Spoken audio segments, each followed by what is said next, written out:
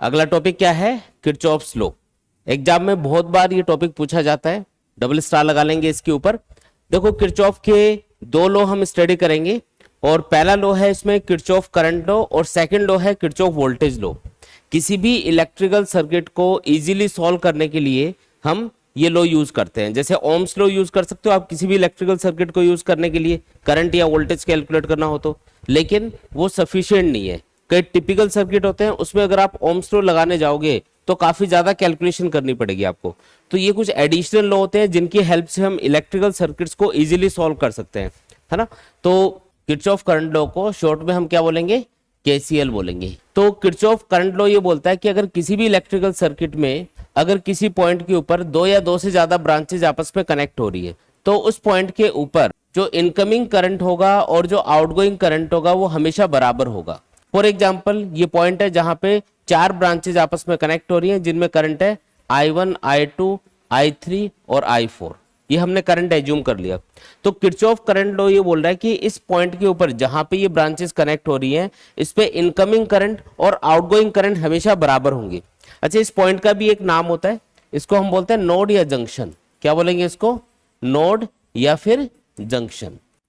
तो Kirchhoff current law के according किसी भी इलेक्ट्रिकल सर्किट में किसी भी नोड या जंक्शन के ऊपर इनकमिंग करंट और आउटगोइंग करंट हमेशा बराबर होते हैं। जितना करंट आएगा उतना ही करंट नोड या जंक्शन से बाहर भी जाएगा। जैसे यहाँ पे इनकमिंग करंट कितना है? I1 प्लस I2, और आउटगोइंग करंट कितना है? I3 plus I4। तो ये हमेशा बराबर होंगे। इसी लॉ को हम इस तरीके से भी बोल सकते हैं, किसी भी नोड या जंक्शन के ऊपर टोटल करंट हमेशा जीरो होता है, जबकि इनकमिंग करंट को हमने पॉजिटिव सिंबल के साथ में लिखा हो और आउटगोइंग करंट को हमने नेगेटिव सिंबल के साथ में लिखा हो। फॉर एग्जाम्पल इस वाले केस में जो इनकमिंग करंट है वो है I1, I2, तो इनको पॉजिटिव सिंबल के साथ में ऐड करो, और जो आउटगोइंग करंट है इनको नेगेटिव सिंबल के साथ में ऐड करो, तो जो सम है वो हमेशा जीरो के बराबर आएगा। ऐसा भी इसको बोल सकते हो, क्योंकि ये वाली जो इक्वेशन है इसमें ये दोनों नेगेटिव वैल्यूज अगर आप उधर लेके जाओगे तो I1 plus I2 equal to क्या आ जाएगा? I3 plus I4। वापस वही इक्वेशन आ गई, है ना। तो दो तरीके से आप किरचॉफ करंट लॉ को डिफाइन कर सकते हो, बोल सकते हो। पहला क्या है तरीका? किसी भी नोड या जंक्शन के ऊपर इनकमिंग करंट और आउटगोइंग करंट हमेशा इक्वल होते हैं। और दूसरा तरीका क्या बताया आपको? किसी भी नोड या जंक्शन के ऊपर टोटल करंट हमेशा जीरो होता है, जबकि इनकमिंग करंट को आपको पॉजिटिव सिंबल के साथ में लिखना है और आउटगोइंग करंट को आपको नेगेटिव सिंबल के साथ में लिखना है। ठीक है। अब इसके ऊपर एक छोटा क्वेश्चन ये भी पूछा जाता है कि ये कौन से बेसिक लॉ के ऊपर बेस्ड होता है? तो Kirchhoff current law conservation of charge के ऊपर बेस्ड होगा। किसके ऊपर बेस्ड है? Conservation of charge. Conservation of charge के ऊपर ये बेस्ड होता है। कंजर्वेशन ऑफ चार्ज की प्रॉपर्टी ये बोलती है कि किसी भी सिस्टम का टोटल चार्ज हमेशा कंजर्व्ड रहता है। चार्ज को ना तो हम डिस्ट्रॉय कर सकते हो ना ही प्रोड्यूस कर सकते हैं। फॉर एग्जाम्पल यहाँ पे ये जो पॉइंट है, यहाँ पे जितना भी चार्ज फ्लो होके आ रहा होगा उतना ही चार्ज फ्लो होके बाहर भी जा रहा होगा।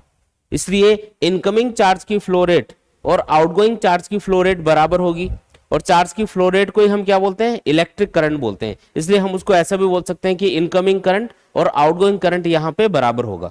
कंजर्वेशन ऑफ चार्ज क्या बोलता है कि किसी भी सिस्टम का टोटल चार्ज हमेशा कंजर्व रहता है। जितना चार्ज आएगा उतना ही चार्ज फ्लो होके बाहर भी चला जाएगा, और क्योंकि चार्ज की फ्लो रेट को ही हम क्या बोलते हैं? इलेक्ट्रिक करंट बोलते हैं। इसलिए हम ये बोल सकते हैं कि इनकमिंग चार्ज की जो फ्लो रेट है और आउटगोइंग चार्ज की जो फ्लो रेट है वो हमेशा बराबर होगी। या इसको ऐसे बोलते हो कि इनकमिंग करंट और आउटगोइंग करंट हमेशा बराबर होंगी। दूसरा है इसके अंदर किरचॉफ वोल्टेज लॉ। इसको किरचॉफ का सेकंड लॉ भी बोलते हैं। शॉर्ट में इसको क्या लिखेंगे? KVL। ठीक है जी। अब किरचॉफ वोल्टेज लॉ को समझने के लिए मैं एक इलेक्ट्रिकल सर्किट यहाँ पे ड्रॉ कर लेता हूँ। ठीक है। ये वाला जो सर्किट है इसका एक नाम भी रख देते हैं, जैसे A, B, C, D। ऐसे पॉइंट्स को हमने कुछ नाम दे दिया। अब किरचॉफ वोल्टेज लॉ ये बोलता है कि किसी भी इलेक्ट्रिकल सर्किट में अगर कोई क्लोज लूप बन रहा है, यानी कि किसी एक पॉइंट से आप स्टार्ट करते हो और घूम के वापस उसी पॉइंट के ऊपर आ जाते हो, तो उस क्लोज लूप के लिए जो टोटल पोटेंशियल डिफरेंस है वो हमेशा जीरो आएगा। कहने का मतलब क्या है? अगर आप ए से स्टार्ट करते हो चलना और घूम के वापस ए पे आ जाते हो इलेक्ट्रिकल सर्किट को ट्रेस करते हुए, तो बीच में जो जो इंस्ट्रूमेंट आपको मिलेंगे, चाहे वो बैटरी मिले चाहे वो रेजिस्टेंस मिले, तो उनके क्रॉस जितना जितना पोटेंशियल डिफरेंस है अगर आप उसका सम करते हो तो वो टोटल हमेशा क्या आएगा? जीरो के बराबर आएगा। ऐसा क्यों? क्योंकि देखो इसमें इनिशियल पॉइंट क्या है? ए, और घूम के जब वापस आप ए पे आओगे तो फाइनल पॉइंट भी क्या हो गया, ए हो गया। इनिशियल पॉइंट और फाइनल पॉइंट सेम है, इसका मतलब उनका पोटेंशियल भी सेम होगा, इसलिए उनके बीच में पोटेंशियल का डिफरेंस कितना आएगा, 0 आएगा। समझ में आया क्या? अब इसके लिए हम एक इक्वेशन बनाएंगे और इसको इक्वल टू 0 पुट करेंगे। पोटेंशियल डिफरेंस के लिए हम क्या करेंगे, एक इक्वेशन लिखेंगे किरचॉफ वोल्टेज लॉ के अकॉर्डिंग और फिर इक्वल टू 0 लिखा जाएगा। तो उसको लिखते टाइम पे हम कुछ साइन कन्वेंशन यूज करेंगे, ठीक है। तो वो साइन कन्वेंशन क्या है पहले वो समझ लेते हैं एक बार। उसके लिए मान लेते हैं कि ये जो सर्किट है इसमें कुछ करंट फ्लो हो रहा होगा, करंट की डायरेक्शन मनमर्जी से मैं दिखा रहा हूं, अभी मुझे आइडिया नहीं है कि कौन सा वोल्टेज ज्यादा है इनमें से कौन सा कम है, इसलिए हम रैंडमली एक करंट को यहां पे एज्यूम कर रहे हैं। मान लो ये करंट आई है जो इस पूरे सर्किट के अंदर फ्लो हो रहा होगा, इस तरीके से आई करंट पूरे सर्किट के अंदर फ्लो हो रहा है, ठीक है।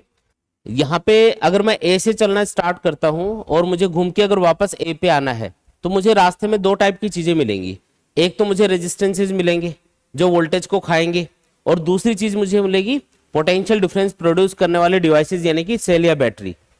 तो अब कौन से को प्लस लेना है कौन से को माइनस लेना है उसको समझने के लिए जो साइन कन्वेंशन है वो देखो। आपको दो टाइप की चीजें रास्ते के अंदर मिल रही है। कौन कौन सी दो टाइप की चीजें हैं? या तो कोई सेल मिलेगा या फिर कोई रेजिस्टेंस मिलेगा जिसमें करंट फ्लो हो रहा होगा, और करंट की वजह से इस रेजिस्टेंस के अक्रॉस कुछ पोटेंशियल डिफरेंस होगा I इंटू आर के बराबर। सबसे पहले तो जब भी आप किसी लूप को ट्रेस करोगे, चलना स्टार्ट करोगे और घूम के वापस उसी पॉइंट पे आपको आना होगा, तो सपोज करो पहले आपको बैटरी के लिए देखना है। तो बैटरी के लिए प्लस वाला टर्मिनल हाई पोटेंशियल को रिप्रेजेंट करता है और जो नेगेटिव टर्मिनल है वो हमेशा लो पोटेंशियल को रिप्रेजेंट करेगा। पॉजिटिव टर्मिनल किसको बताएगा? हाई पोटेंशियल को। नेगेटिव टर्मिनल क्या बताएगा? लो पोटेंशियल को। अब मान लो आप इधर से इधर आ रहे हो, लेफ्ट से राइट की तरफ आ रहे हो, तो आप हाई पोटेंशियल से लो पोटेंशियल की तरफ जा रहे हो, तो जो पोटेंशियल डिफरेंस होगा इस सेल के अक्रॉस उसको आपको नेगेटिव में लिखना पड़ेगा, क्योंकि जब भी आप पोटेंशियल डिफरेंस कैलकुलेट करते हो या कोई भी चीज का डिफरेंस कैलकुलेट करते हो तो हमेशा फाइनल वैल्यू में से इनिशियल वैल्यू माइनस की जाती है। यहाँ पे फाइनल वैल्यू क्या होगी? आप इधर से इधर जा रहे हो तो फाइनल वोल्टेज क्या है? लो है। इनिशियल वोल्टेज क्या होगा? हाई होगा। तो फाइनल यानी लो में से हाई को माइनस करोगे तो आंसर क्या आएगा? नेगेटिव आएगा। इसलिए आपको इस बैटरी के वोल्टेज को यानी कि ईएमएफ को नेगेटिव सिंबल के साथ में लिखना है। अगर आप इधर से इधर आओगे तो क्या होगा? लो से हाई पोटेंशियल की तरफ जा रहे हो, तो लो से हाई की तरफ जा रहे हो तो फाइनल वैल्यू ज्यादा है, इनिशियल वैल्यू कम है, डिफरेंस क्या आएगा? पॉजिटिव आएगा। इसका मतलब साइन कन्वेंशन रहेगा पॉजिटिव, मतलब प्लस ई लिखना है फिर इक्वेशन के अंदर। जब आप इक्वेशन बनाओगे तो आपको प्लस ई लिखना है उस टाइम पे, ठीक है। इसी तरीके से रेजिस्टेंस के लिए देखो, रेजिस्टेंस में जो करंट फ्लो होता है वो हमेशा हाई पोटेंशियल से लो पोटेंशियल की तरफ होता है। अगर आप करंट की डायरेक्शन में चलोगे तो करंट हमेशा हाई पोटेंशियल से लो पोटेंशियल की तरफ जाता है। हाई से लो पोटेंशियल की तरफ जा रहे हो ना, करंट के अलोंग जा रहे हो, तो इसका मतलब जब भी आप पोटेंशियल डिफरेंस लिखोगे तो फाइनल वैल्यू में से इनिशियल वैल्यू माइनस करोगे तो आंसर नेगेटिव में आएगा। इसलिए इस रेजिस्टेंस के अक्रॉस जो पोटेंशियल डिफरेंस है उसको नेगेटिव सिंबल के साथ में लिखना है, ठीक है। इसी तरीके से अगर आप इधर से इधर आओगे तो आप देखो लो से हाई पोटेंशियल की तरफ जा रहे हो तो फाइनल वैल्यू पोटेंशियल ज्यादा है, इनिशियल वैल्यू कम है, डिफरेंस कैलकुलेट करोगे तो पॉजिटिव आएगा। इसका मतलब इस रेजिस्टेंस के across potential difference positive symbol के साथ में लिखना है, ठीक है। बिल्कुल आसान है। अच्छा, कौन से बेसिक लॉ के ऊपर ये बेस्ड है? तो Kirchhoff voltage law conservation of energy के ऊपर बेस्ड होता है। कौन से लॉ के ऊपर बेस्ड है? Conservation of energy. Conservation of energy ये लो ये बोलता है कि किसी भी सिस्टम के अंदर या पूरे यूनिवर्स के अंदर जो एनर्जी है वो हमेशा कंजर्व्ड है। एनर्जी ना तो प्रोड्यूस होती है और ना ही डिस्ट्रॉय होती है, ठीक है। यहाँ पे जो सेल या बैटरी है वो कुछ पोटेंशियल डिफरेंस क्रिएट कर रहे हैं, ठीक है। इनके पास कुछ एनर्जी है ऐसा मान सकते हो, और ये जो रेजिस्टेंस है ये उस पोटेंशियल डिफरेंस को कंज्यूम कर रहे हैं, वोल्टेज ड्रॉप कर रहे हैं, या उस एनर्जी को जो ये सेल या बैटरी प्रोड्यूस करेंगे उसको ये कंज्यूम कर रहे होंगे। इसका मतलब एनर्जी कंजर्वेशन लॉ के अकॉर्डिंग जितनी एनर्जी प्रोड्यूस हो रही होगी सर्किट में, पोटेंशियल डिफरेंस जितना प्रोड्यूस हो रहा होगा सेल या बैटरी से उतना ही कंज्यूम हो रहा होगा। उससे ज्यादा तो हो नहीं सकता, उससे कम भी नहीं हो सकता।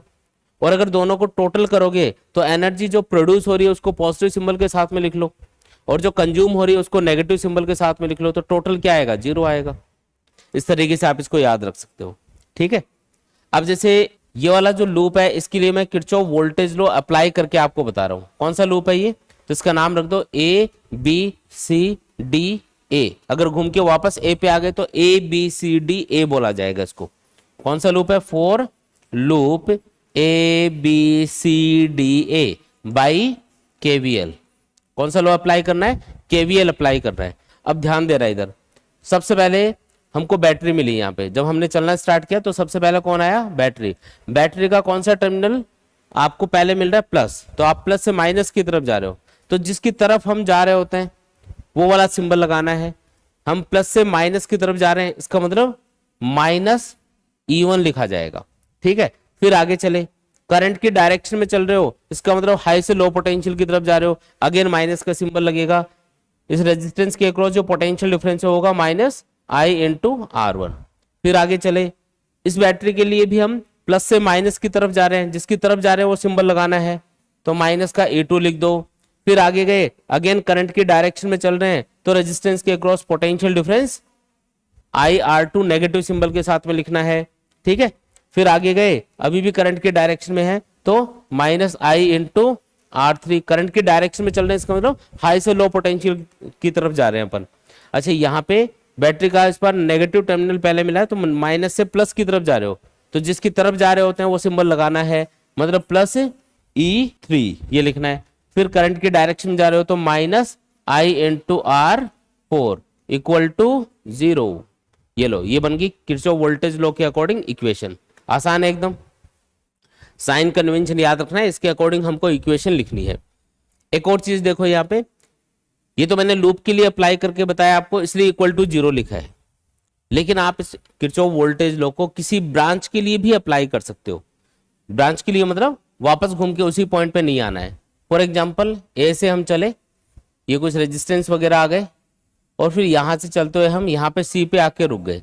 इनिशियल पॉइंट कौन है? ए, और फाइनल पॉइंट कौन है? सी। तो ए से सी तक हम इक्वेशन लिखेंगे, तो इस बार तो पोटेंशियल डिफरेंस 0 नहीं आएगा, क्योंकि जब आप ए से सी तक पहुंचोगे तो आपको इन दोनों पॉइंट्स के बीच का पोटेंशियल डिफरेंस मिलेगा। जैसे अगर आप ए से घूम के वापस ए पे आ जाते, तो ए इनिशियल पॉइंट है और फाइनल पॉइंट भी ए होता, तो दोनों के बीच का पोटेंशियल डिफरेंस मिलता है 0, इसलिए इक्वल टू 0 लिखना है।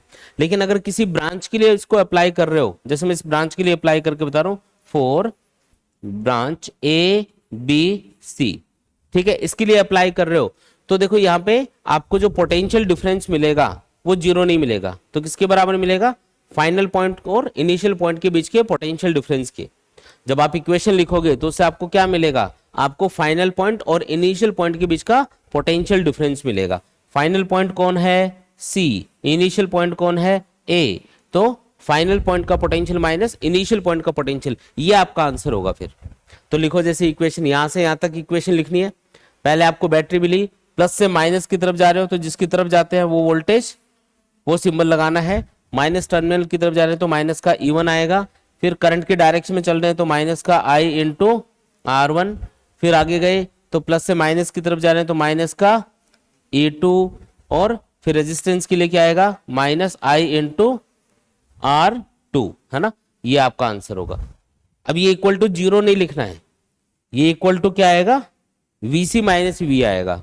फाइनल पॉइंट और इनिशियल पॉइंट के बीच के पोटेंशियल डिफरेंस के बराबर आएगा। ये आया समझ में? ये क्लियर है एकदम? ठीक है, तो किरचॉफ वोल्टेज लॉ को हम एक लूप के लिए भी अप्लाई कर सकते हैं। लूप के लिए लगाओगे तब तो इक्वल टू 0 लिखना है हमेशा, और अगर किसी ब्रांच के लिए अप्लाई किया, ए बी ब्रांच के लिए, ABC ब्रांच के लिए, ADC ब्रांच के लिए, ऐसे किसी भी ब्रांच के लिए, तो उसके लिए आपको क्या करना है? फिर फाइनल पॉइंट और इनिशियल पॉइंट के बीच का पोटेंशियल डिफरेंस लिखना है ना, पोटेंशियल डिफरेंस वो उस KVL इक्वेशन के बराबर पुट करना है। फिर क्लियर है एकदम? और एक चीज ये भी याद रखो कि किरचॉफ वोल्टेज लॉ अप्लाई करने के लिए आप जैसे ए से सी तक पहुंचना है, तो कोई भी रास्ता आप चूज कर सकते हो, उसके लिए कोई बाउंडेशन नहीं है कि आप इधर से इधर ही जाओ। आप इधर से होके इधर भी आ सकते हो, तब भी आंसर सेम आएगा, क्योंकि इनिशियल पॉइंट ए है और फाइनल पॉइंट कौन होगा? सी। तो इनके बीच का पोटेंशियल डिफरेंस तो उतना ही रहेगा, चाहे आप किसी भी रास्ते से जाओ। तो रास्ता आप कोई भी चूज कर सकते हो, आप कोई भी डायरेक्शन इसमें चल सकते हो, इनिशियल और फाइनल पॉइंट सेम रहने चाहिए बस। आया समझ में?